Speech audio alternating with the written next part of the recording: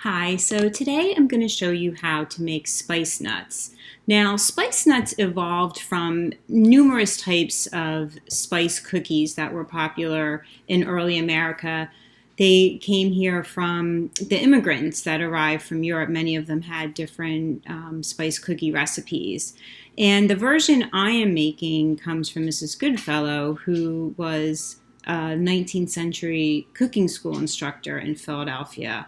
And the reason they're called spice nuts isn't because they have nuts in them, but because they actually are the shape of a small nut, like a walnut. So it makes it kind of fun, and they're great for Christmas time. So I just want to show you some of the ingredients that we're going to use here.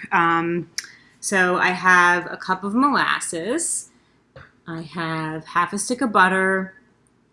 I have 1/3 cup of candied ginger, crystallized ginger, and you can find that in most supermarkets. It's really tasty. You can eat it just as a treat too. And then I have my spices here. It's a teaspoon of cinnamon, a teaspoon of allspice, and a teaspoon of ginger. And then I have 4 tablespoons of sugar, a tablespoon of baking soda, and then 3 cups of flour over here. So let's get started. And this is so easy because you don't even need a mixing bowl for this recipe. What we want to do is to melt the half a stick of butter and the molasses together first on the stove. So we're going to come over here to the stove. I already have a pot here, and it needs to be a low heat too. So because we don't want the butter to melt too fast, because then it kind of burns. So I'm going to put that in there. And then I have this really nice, this is great for liquid measurements, because you can just kind of pop it like this in there. I got this from Pampered Chef years ago, and it really comes in handy for liquid measurements like that. So then once the butter melts down a little bit, then we're going to add the sugar, spices, baking soda, and candied ginger. The flour is going to go in last. Okay, so the butter has melted with the molasses, and now I'm going to start adding the various dry ingredients. I put the pot here so that you can see it. Oops, I'm going to turn around here. I have it right in front of me on the counter, and I have it like on a hot pad here, but that way you can see me adding the different ingredients. So here I go with the 4 tablespoons sugar. I'm going to put the spices in. Great.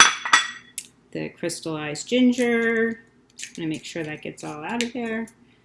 And then I have the baking soda. So this recipe is so easy, really, because there's not even that many ingredients, and you can make it all in this pot that you put on the stove. Whoops, just want to get my wooden spoon here. I'm going to start mixing these up. And then I'm going to add the flour just a little bit at a time. So I already have the flour here, and I'll just use this little measuring.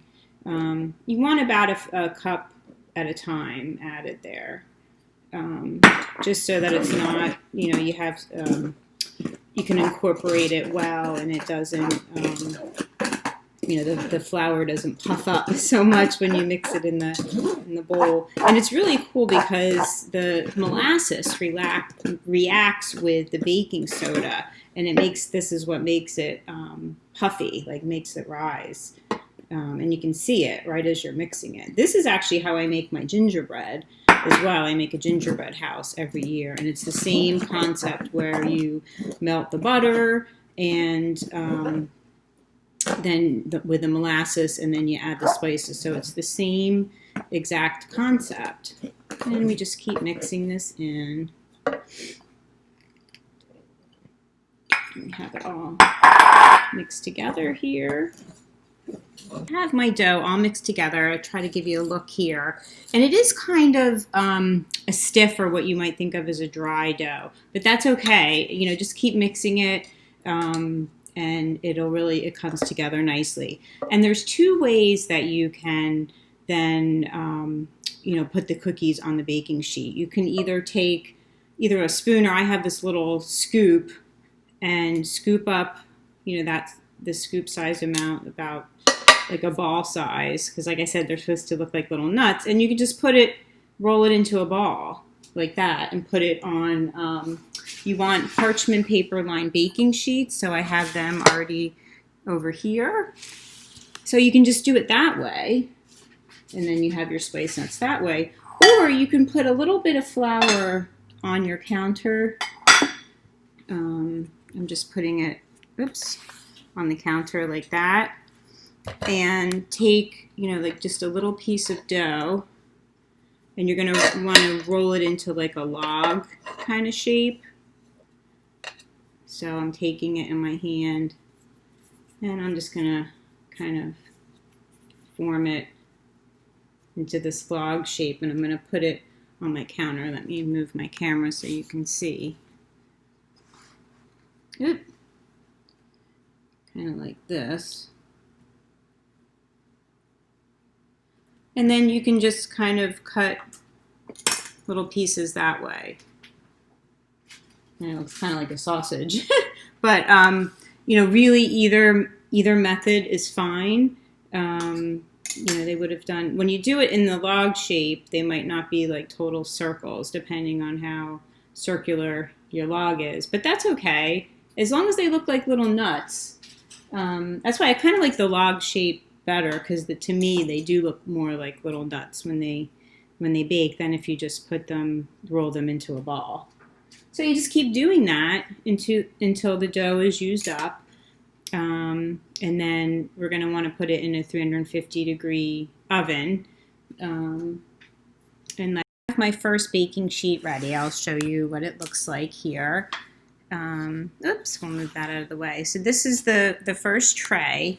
And as I mentioned, we're going to pop it into a 350-degree oven for about 12 to 13 minutes. You want to time it. So I'm going to go over here, have it ready to go.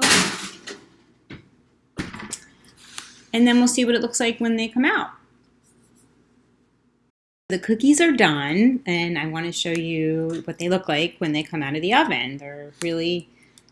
It smells delicious in here because of all the spices. So here we go. And voila! And as you can see, they did puff up.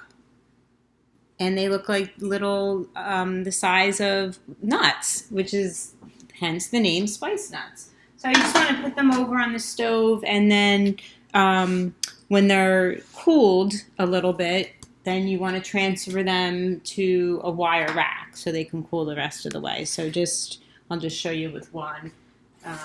So you just take it and put it on the wire rack.